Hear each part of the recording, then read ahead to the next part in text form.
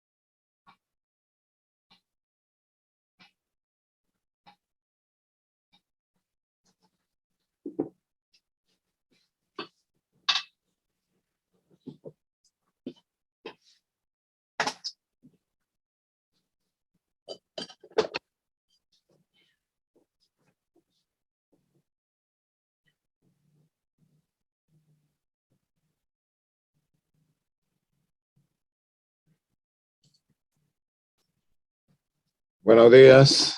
Por favor, prendan sus cámaras. Le toca exponer a Renzo Arias. Sí, profesor, buenos días. Puede comenzar. Ocuparé la ayuda de mi compañero Josué para pasar las diapositivas. ¿Cree que le pueda brindar a él para que pueda compartir, porfa? Que comparta nada más, no hay problema. Ok. Por favor, Josué.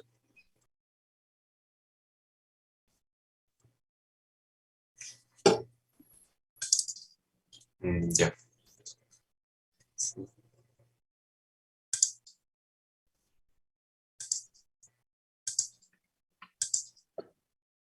Ya. Bueno, buen día, profesor y compañeros. El día de hoy les hablaré sobre el texto que escogí, titulado Lima y la música criolla, variaciones sobre el tema La Lima que se fue, cuyo autor es Francisco José Merino Amant. Este trabajo fue presentado y se dio a conocer en un concurso de ensayos por los 30 años de la Facultad de Ciencias Sociales de la Pontificia Universidad Católica del Perú, en el año 1994, el cual ganó el primer premio de dicho concurso en la especialidad de Sociología.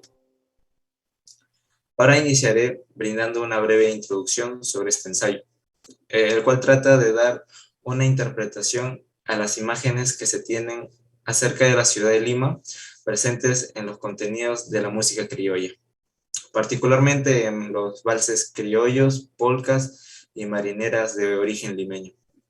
A la siguiente diapositiva, por favor. Okay.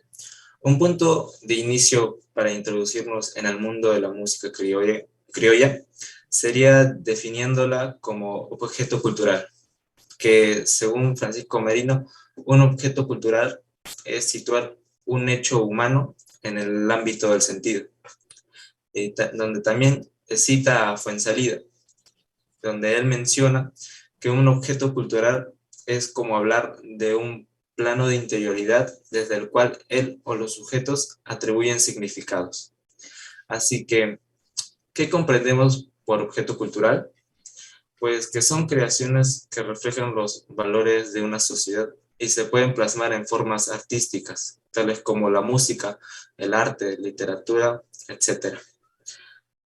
Dicho esto, ¿por qué consideramos a la música criolla como objeto cultural?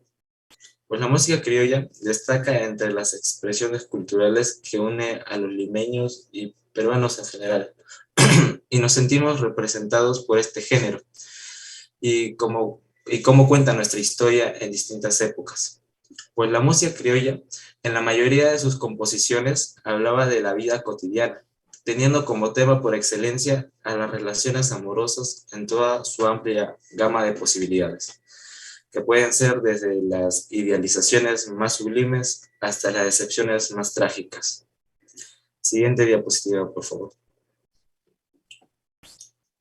Ahora el segundo punto que tomaré está titulado como Una notable y bella ciudad, la República Aristocrática y la Guardia Vieja. La Guardia Vieja es un periodo que se comprendió entre finales del siglo XIX y principios del siglo XX.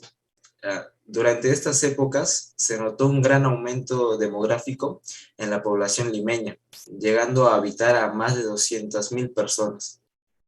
En estos tiempos, Lima tenía la apariencia de ser un conglomerado de barrios, en torno a un núcleo donde se encontraban los edificios públicos y de gobierno. La mayoría de limeños vivían en callejones.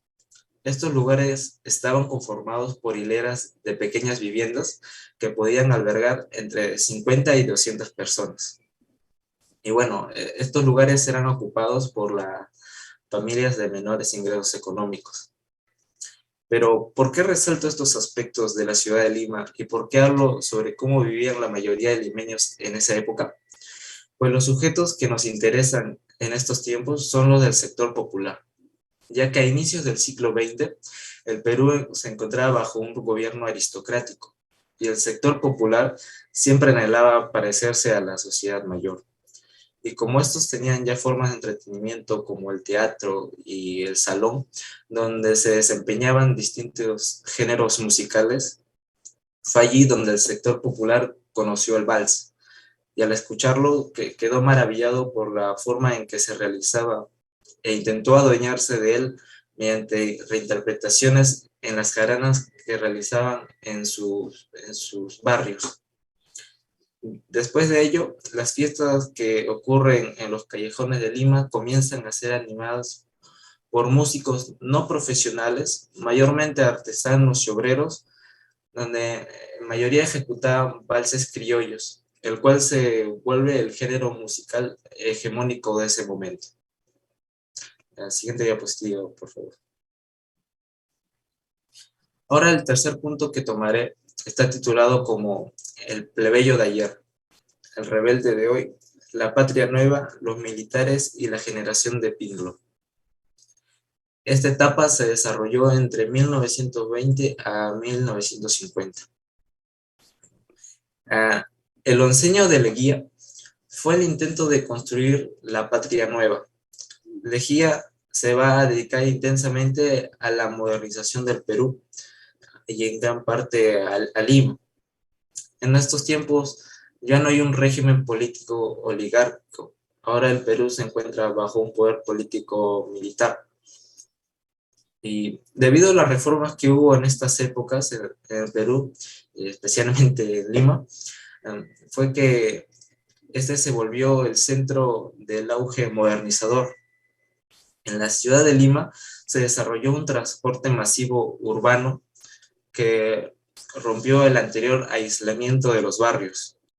Y Lima se vuelve el lugar del crecimiento del trabajo asalariado, lo cual generó que durante esa década de 1920 se produjeran las primeras migraciones significativas de provincianos que venían de departamentos cercanos a Lima, aunque estas migraciones no generaran tanta alarma como la que se produjo unas décadas después.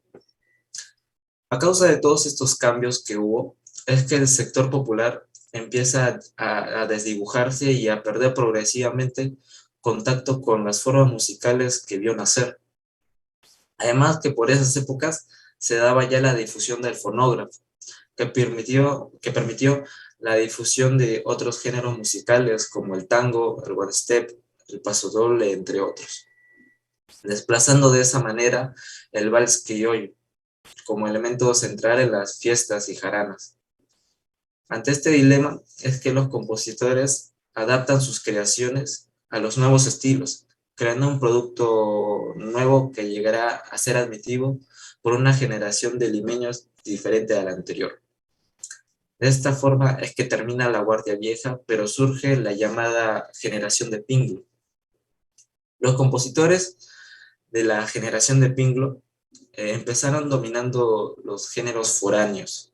Tanto audiencias como autores y compositores cambiaron. Esto generó que Felipe Pinglo fuese influenciado también por la música extranjera que se encontraba de moda en esos tiempos, tales como el foxtrot, el one step, el tango, etc. Estos nuevos géneros musicales estaban desplazando a la que hacía la Guardia Vieja del criollismo. Así que Felipe Pinglo buscó competir con estos géneros musicales y lo hizo asimilando ciertos ritmos de esos y adaptándolo a sus composiciones que vienen de la tradición del periodo de la Guardia Vieja. Estas nuevas composiciones ya no reflejan el tema recurrente en la mayoría de épocas que tratan sobre encuentros y desencuentros amorosos entre hombres y mujeres, sino que ahora el contexto es una preocupación por lo social. Ahora encontramos el tema del personaje popular urbano buscando reconocimiento ante la sociedad que lo margina. Por ejemplo, encontramos temas como Jacobo el Leñador, la oración del labriego, y entre otros. Sin embargo, de todas sus composiciones, hay una que destaca por encima de los demás, su obra más renombrada, titulada El Plebeyo, cuya una pequeña parte dice así: la noche cubre ya con su negro crespón de la ciudad las calles que cruza la gente con pausada acción. Después de elaborar, vuelve a su humilde hogar. Luis Enrique el Plebeyo, el hijo del pueblo, el hombre que supo amar, y que sufriendo está esa inflamante ley de amar a un aristócrata siendo plebeyo él. El plebeyo de ayer, el rebelde de hoy, que por doquier pregona igualdad en el amor, preguntando, Señor, ¿por qué los seres no son de igual valor? Estas letras nos da a entender la distinción entre plebeyo y aristócrata, mostrando un modo de clasificación social que está basado en criterios de estatus y posiciones de poder. Sin embargo, acá inicia un cuestionamiento sobre por qué los dominantes y dominados son iguales en el querer, en sus sentimientos y deseos, y allí sí pertenecen al mismo mundo. Siguiente diapositiva, por favor. Ahora el cuarto punto que tomaré se titula Las 3 veces coronada Lima post 1950. Como antes había mencionado, el tema de las migraciones hacia Lima, pues en estos momentos es donde sucede la migración masiva desde los Andes hacia Lima. Eh, este es el escenario de los cambios de gran magnitud que definirán el nuevo rostro de la ciudad. Mientras tanto, la música criolla ha seguido en un constante cambio. En particular, el vals, el cual se adapta a la radiodifusión de esos momentos y a la grabación discográfica. Pues ahora ya no es tan simple generar música, ya que ahora entró en un ámbito más profesional, donde son personas capacitadas que se ponen a cargo de la práctica musical. De los conjuntos musicales más conocidos de esta época, de 1940, desde 1940, son los embajadores criollos y los morochucos. Desde 1950, los grupos musicales se multiplicaron en gran magnitud. Por otra parte, también ocurrió algo importante en esta época, ya que se da la institucionalización del criollismo, que formándose de esa manera los centros sociales y musicales, que son como invernaderos donde se procura guarecer, proteger el ambiente criollo de la Guardia Vieja. Y es aquí por estas épocas que el vals adquiere peruanidad, ya que tanto los sectores populares como la clase dominante buscaban su propia versión del criollismo para hacer así suya la música criolla, convirtiéndola en música peruana. De hecho, esa forma de buscar identificar lo criollo con lo nacional se reforzó desde las esferas gobernantes. Pues recordemos cómo distintos gobiernos hacen uso de la música criolla como portadora de mensajes de integración social. Ejemplos de estas serían Y se llama Perú, Contigo Perú, Mi Perú, entre otras. Lo resultante de esta época... Ahí nomás, Renzo, está bien. A ver, ¿cuál es la idea central de lo que has leído? Bueno, que... ¿A ti te gusta el vals? El vals criollo, sí. ¿Sí? Sí. ¿Qué autor o qué cantante es el que más te gusta? Bueno. Eso, si no sabes cuál, entonces no es que no te gusta, pues. Bueno, es que ¿Qué música es la que más te gusta a ti? la que más me gusta, el jazz, pero también me Jazz. gusta mucho la música criolla.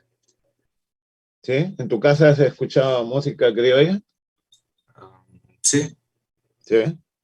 Sí. ¿Y qué canción es la que más les gusta en tu casa? Bueno, las de, por ejemplo, el plebeyo también lo ¿Qué escuchamos. significa plebeyo? Ah, plebeyo, un nombre para que forma parte del sector popular, o sea, de bajos ingresos Ya, económicos. ya, está bien, está bien, está bien, ahí nomás, no hay tiempo. ¿Alguna pregunta? Ah, está bien, ahí nomás, sí, saque su, tiene 15. Diana Sáenz, Buenos días, profesor. buenos días. Ahí está.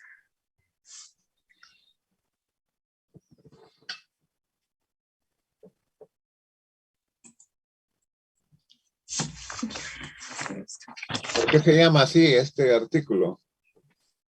A ver, voy a... Sí, ya se puede ver, ¿verdad? Sí, sí, sí. Ya.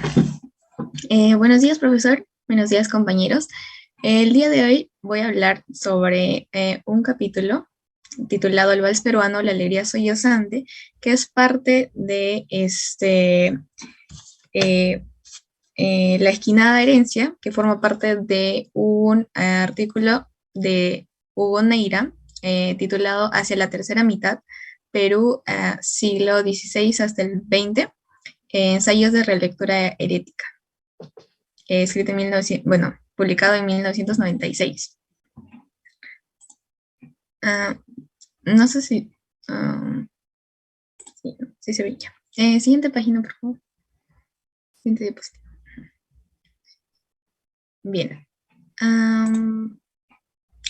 Voy a empezar hablando sobre una nota introductoria y quejosa que realiza el autor, en donde menciona que en las noches limeñas posmodernas, los peruanos en la actualidad son electrizados con tipos de música que van desde la salsa hasta el rock, y no el vals. El autor nos relata sin mucho detalle la experiencia que vivió cuando, después de escuchar ello, tomó la decisión de partir a un departamento de la costa peruana, en donde se encontró con la sorpresa de que un grupo de personas habían improvisado un picnic, deleitando los valses más tristes y hermosos de toda su vida. Todo ello se había interrumpido con un regreso a Lima que, bueno, no cuenta más detalles. Ahí podemos observar, el autor es Hugo Neira, nació en Abancay y, bueno, actualmente tiene 85 años, ya es eso. Siguiente diapositiva, por favor. Entre añoranza y suave protesta. El gozo de la pena suelen encontrarlo nostálgico, sentimental y hasta un tanto hipocondríaco. Vencido y desplazado por la chicha y desde los años 70 por las cumbias y salsas, expuesto como el prototipo musical antiguo de clases medias y altas y marginado, el vals peruano, remembranza del país criollo y un estilo de vida, se ve disipado en Lima y por sus habitantes por la llegada de nuevas modas y tendencias internacionales. El vals es considerado nuestra forma de melancolía, siendo evocación criolla que nos permite revivir el barrio, los amigos o las ilusiones o las locas ilusiones. Freud definió la melancolía como Freud definió a la melancolía como una hemorragia interna. Pues, ¿quién se desangra en el vals? Sus raíces no son señoriales y su uso tampoco le pertenece al desahogo del pobre. Se suele tratar el vals como una expresión musical que aparece y desaparece según el vaivén de los gustos y de los públicos. Para el autor, el vals es más que un folclore plebeyo, cuya historia literario-musical es de la evolución de la sensibilidad popular. Es un refranero de, algunas veces, frases de uso corriente. Uno de los prejuicios es que se cataloga la canción criolla vinculada a la clase alta y sus francachelas, es decir, una reunión de varias personas para regalarse y divertirse bebiendo y comiendo. Se aprendió a usar y a mezclar el vals con versos cadenciosos, fiesta, ofrenda. Se unió junto a las letras de nuestros madrigalistas, tardíos y por románticos compositores. El vals se transformó en la encarnación de una Lima parda y de una manera de vivir. Siguiente diapositiva, por favor. ¿Qué cosa es Lima parda?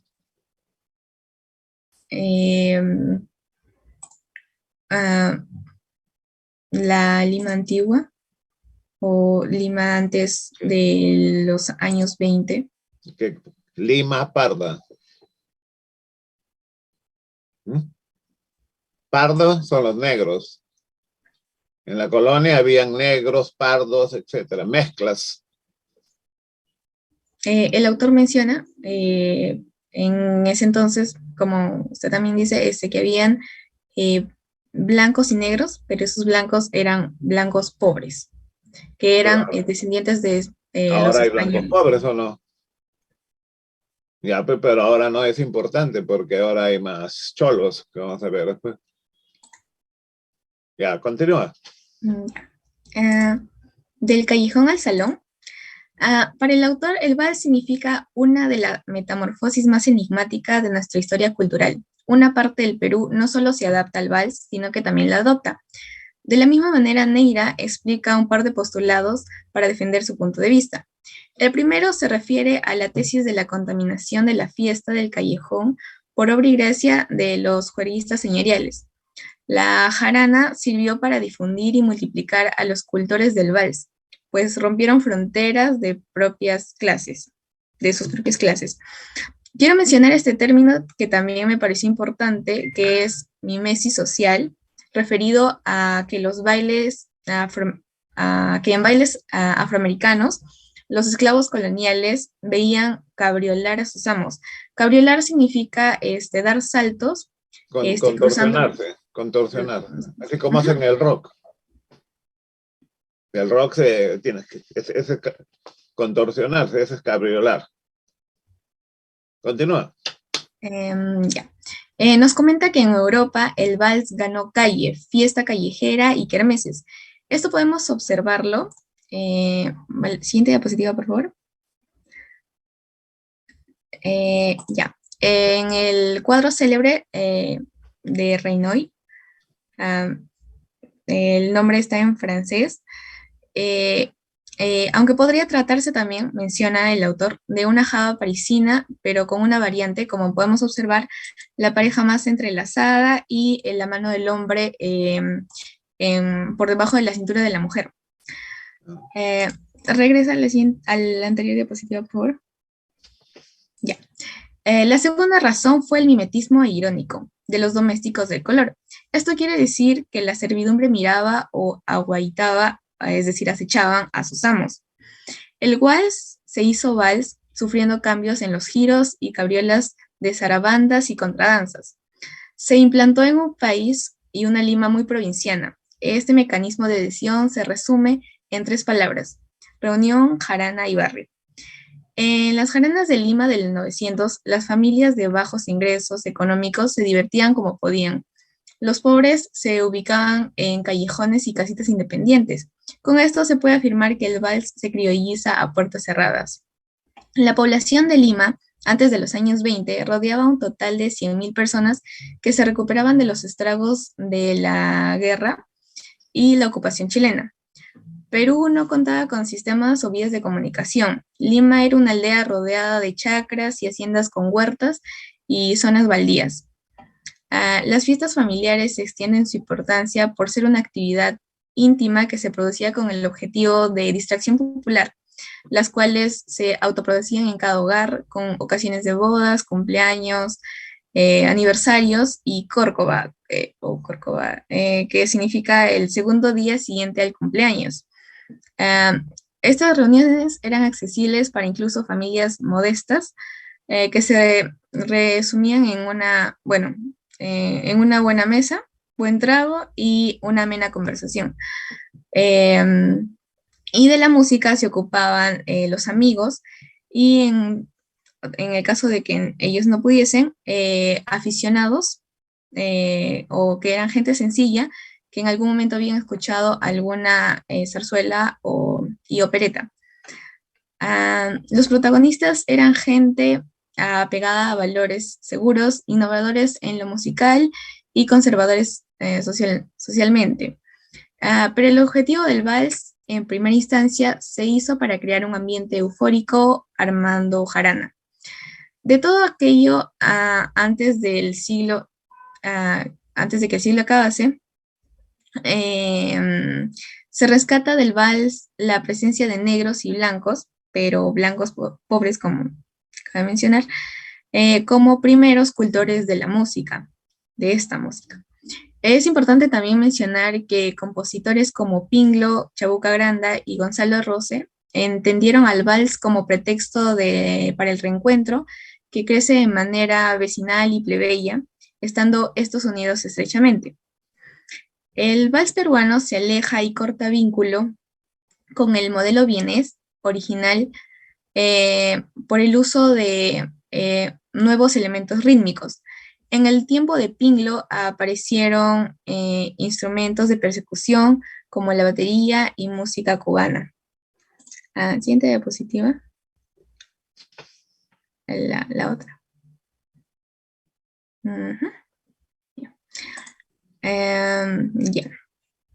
Señalan que para la época de los 50, la invasión, una invasión de vals quejoso, queredón y provinciano. En el paso de los 70 a los 80 se vuelve más barroco, identificado por el uso del cajón y el bongo caribeño. Siguiente diapositiva. Sí, ahí se puede observar. Esto era como identificación de la presencia de ritmos tropicales en el vals. En nuestros días, la canción criolla pierde terreno frente a cumbias, salsas, chicha y el rock urbano. Un vals peruano es un contoneo, una argucia que dice muchas cosas a la vez. Es alegría que se lamenta, queja, traicionado por un ritmo de fiesta. No hay correspondencia, mejor dicho, entre el compás y la letra. El primero celebra y la otra se lamenta. A todo esto se le llama disfuerzos. El vals en materia se ha hecho más numeroso con las indispensables guitarras y el piano, añadiendo un sinfín de instrumentos. La canción criolla está hecha de extremos que se tocan y se contradicen. Alegría y pena, burla y llanto, aflicción y bullanga.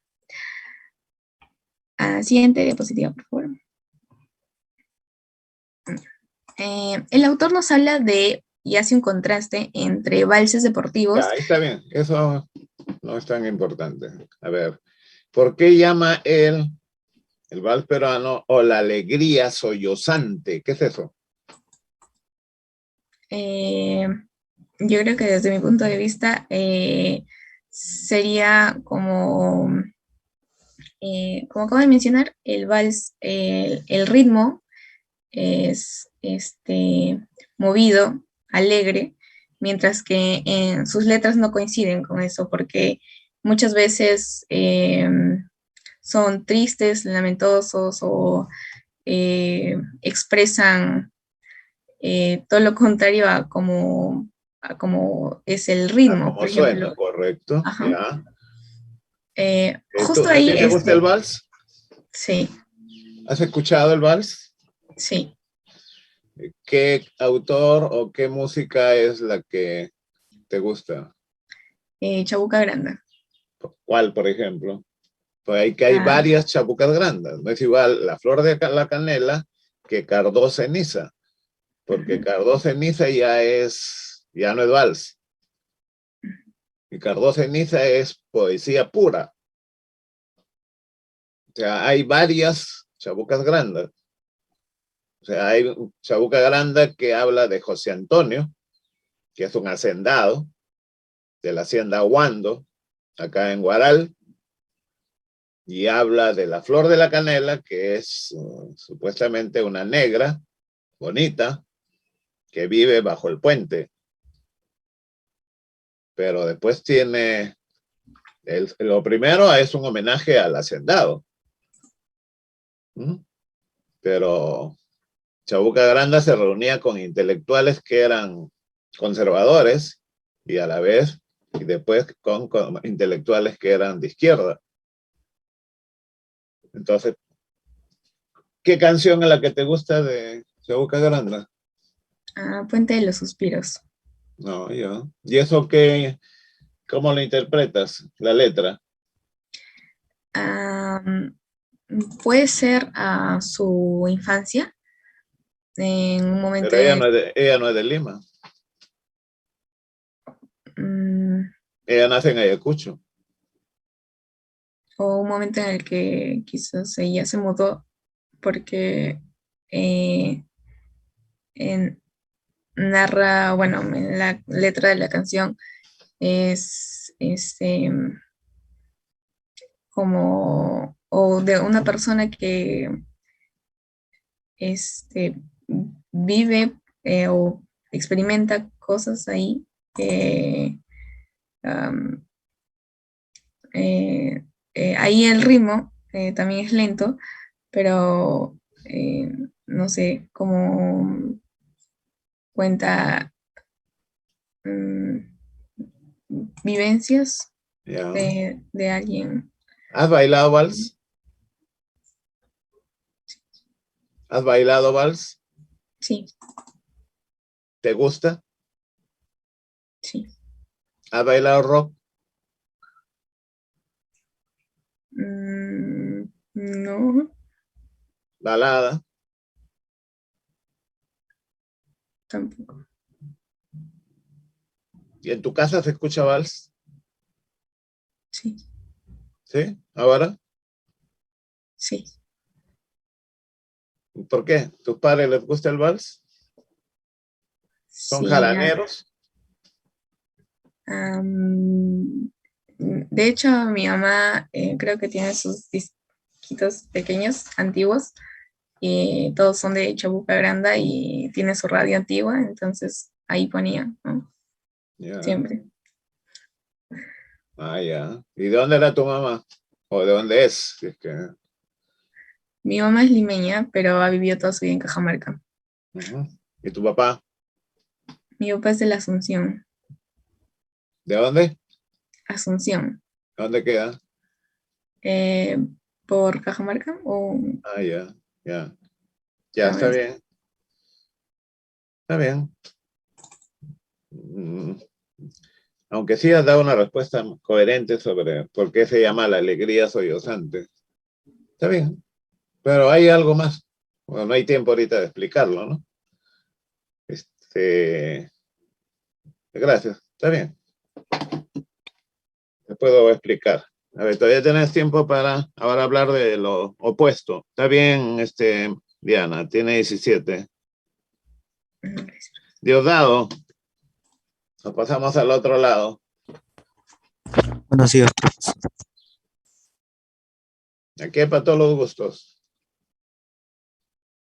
Se supone que están tomando nota, tan interesados, por lo menos en pasar. Si no preguntan es porque lo han entendido todo. Entonces quiere decir que no va a haber desaprobado, lo cual me alegra. Que no pregunta es porque o no le importa o ha entendido todo. Se puede visualizar. Nada todavía, dice, todavía está ahí, dice Diosdado.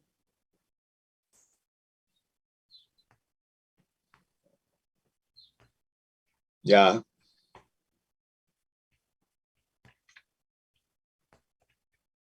ya puede comenzar, ya está.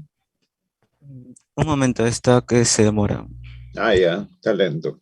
Sí, es que lo que menos tenemos tiempo es ahora. Ahora es tiempo.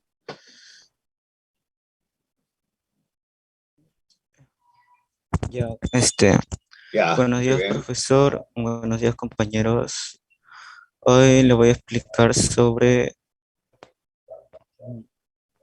Juegos sin Fronteras, aproximaciones al rock contemporáneo. El autor es Pedro Cornejo. Y ahora les voy a hablar sobre el fin de utopía, de las utopías, ¿Quién es Pedro Cornejo? un peruano Sí, que, que habla sobre el rock y Escribí hasta hace poco en los domingos en el Diario del Comercio. Pero Pedro Cornejo es un rockero, ha pertenecido a una banda de rock, pero es filósofo. Continúa. Ya, ahora le voy a hablar sobre el fin de las utopías. Acá, un punto importante que se menciona es que de Jean Francois es que dice que el proyecto de la modernidad está liquidado. ¿A qué se refiere con eso? Es que al elaborar un discurso racional, totalizador, de dilemas y contradicciones, ha llegado a su fin. Y ustedes dirán, ¿por qué? Porque en el mundo contemporáneo ha alcanzado tal grado de fragmentación que cualquier intento de aprenderlo mediante un discurso parece vano. Y ahora ahora época de reproducción electrónica. ¿A qué se refiere con eso? Es que ahora lo genuino se desvanece en el medio de las copias y la originalidad deja de existir de los iconos y detrás de los iconos. ¿Qué es un icono? Se refiere a las canciones que se reproducen. Un icono es una imagen. Ujú. Ya, continúa, está bien. Te estás metiendo en un tema filosófico, para que veas que él es filósofo. Ya, pero seguramente tiene algo que ver con el rock, eso. A ver.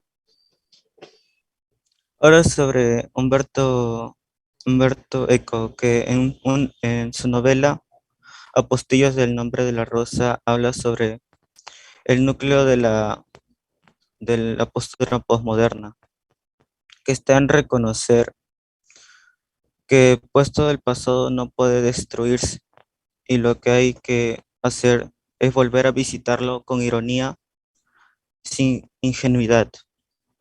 Y pues lo posmoderno es el resultado de una sensibilidad ecléctica que combina estilos tomados de diferentes periodos. ¿Y qué se refiere con ecléctica? Que busca reunir eh, y consolidar bastantes aspectos de distintas épocas. Ya. Mezclar. Exacto. Ya. Además, Ahora, lo que ha dicho no es François, ¿no? Sino el apellido es Lyotard. Ya, pero no importa, sigue. ahora le voy a hablar sobre la ética de reciclaje. Acá un punto importante es sobre el punk. ¿Qué se refiere con eso? Es que eh, su movimiento musical y generacional promueve la destrucción de todo lo caduco, mejor dicho, el sistema, las costumbres, las convenciones sociales o el rockero. Y tiene una postura autodestructiva, destrucción del todo, rechazo a cualquier orden. ¿Qué se refiere a que rechace cualquier orden? No intenta construir un orden nuevo, sino destruir el pasado antiguo, de modo que si bien no logró aniquilar el pasado, sí consiguió hacerlo saltar en mil pedazos y configurar su identidad a partir de ellos. Estás hablando del punk. Sí, del Ya, punk. correcto. Y ahora lo más importante lo que rescaté es que hay una particularidad en su look, que, que su vestimenta está compuesta de desechos, retazos, desperdicios sacados de aquí y de allá. Y Lo que trata de decir es que mezcla todas las señas de identidad para formar la suya propia.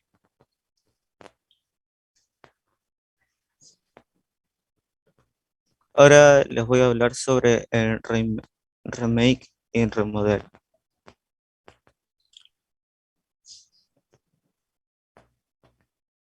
Eh,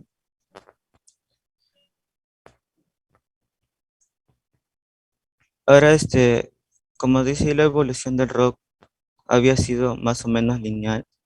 Se refiere a que tenía diferentes estilos como rock and roll, el heavy metal, el rock progresivo. Pero ahora unos grupos como Sex Pistols, The Clash, hicieron explosionar el proceso imponiendo un estilo que desde el punto de vista evolucionista era regresivo. Esto llevó a un cinismo en el rock y un decadentismo.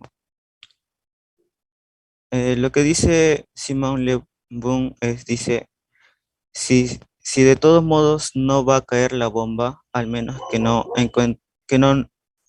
se encuentre bailando. Eso se refiere a que estaba en ese momento, un mal momento el rock. Y pues algunas bandas optaron entonces por hacer una relectura de sus géneros. Y mientras que otros prefirieron sintetizar elementos de estilos de las distintas épocas de la música y plasmar un nuevo clasicismo. Y por otro lado, la música pop empezó a absorber tradiciones ajenas a las del pop. Mm, Este fruto es fruto de un descentramiento en virtud del cual nutre las sonoridades. Ahora, de una corriente principal, la misma distinción ahora no se puede distinguir sobre el rock comercial y el rock alternativo. Se ha vuelto muy problemático. Un papel muy importante de la tecnología es que brinda un moderno estudio de grabación de información accesible a cualquiera y manipulables. De este modo, el rock llega a perder su identidad y revela un carácter híbrido, ecléctico y postmodernos. Esto se convierte así en una música contemporánea.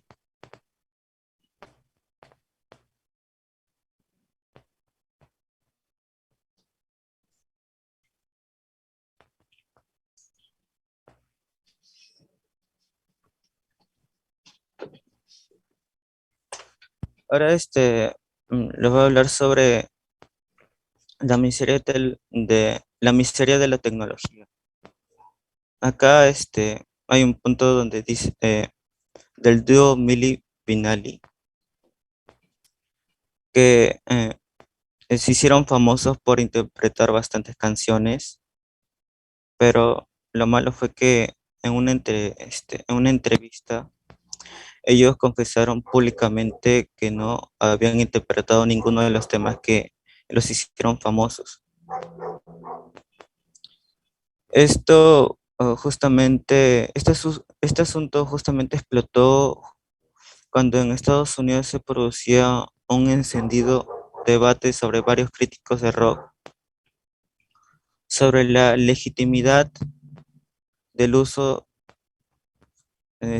del uso de la música, o algo parecido al playback que en conciertos trataba de sintonizar con los labios de los cantantes.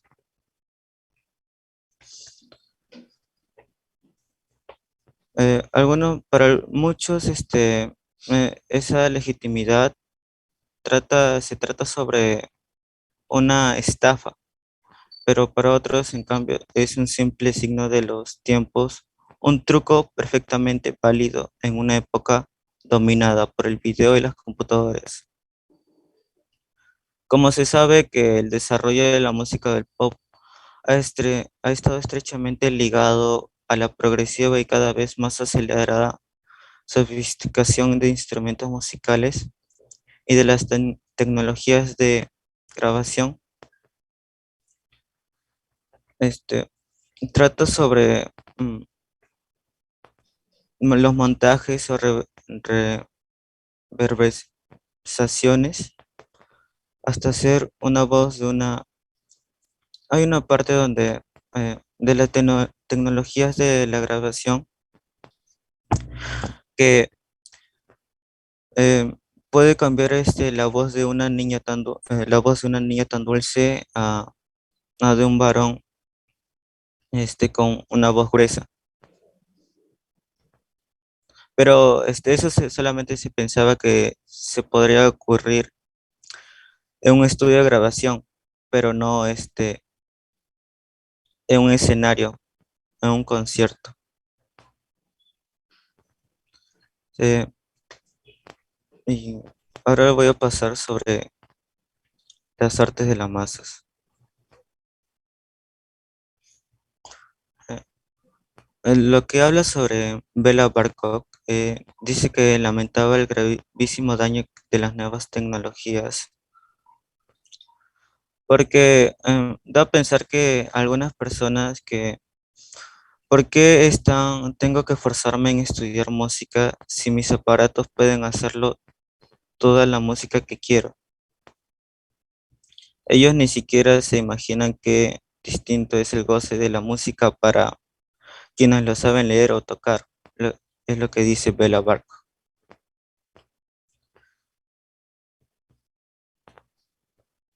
Y también comenta sobre que cualquiera puede ser ahora ya música. Por ejemplo, como el hijo del vecino, con pocos o nulos conocimientos de técnica musical, puede componer canciones. Lo que habla David Darrell es ¿para qué desperdiciar toda una vida para aprender a gritar como James Brown cuando se puede reproducir artificialmente? Y Bela Barco dice que eh, no saben, que no se le da a entender qué es el goce de lo que es tocar un instrumento, pero no niega que reproducirlo artificialmente eh, llega a tener una buena música. Y eso es todo, profesor. ¿Te gusta el rock? Un poco. ¿Cuál es tu banda favorita? Green Day. ¿Qué toca? Punk. Punk. Punk. ¿Y por qué te gusta? Porque trata de ver, como lo dije, trata de autodestruirse. Y ¿Y tú quieres autodestruirte? no, pero trata de estar en contra de la sociedad. ¿Y tú quieres estar en contra de la sociedad? ¿Qué estudias Tampoco tú? ¿Qué estudias? ingeniería forestal. Entonces no veo cuál es la relación, porque los gustos están en relación a cosas que uno quiere ser o que es. ¿Y el rock clásico? ¿Conoces el rock clásico? No, no lo conozco. Entonces, ¿cómo te vas al rock postclásico? Al rock electrónico cuando conoces el rock clásico. ¿Mm? ¿Has ido a algún concierto de rock? No, no he tenido la oportunidad de ir. ¿Y por qué escogiste este tema?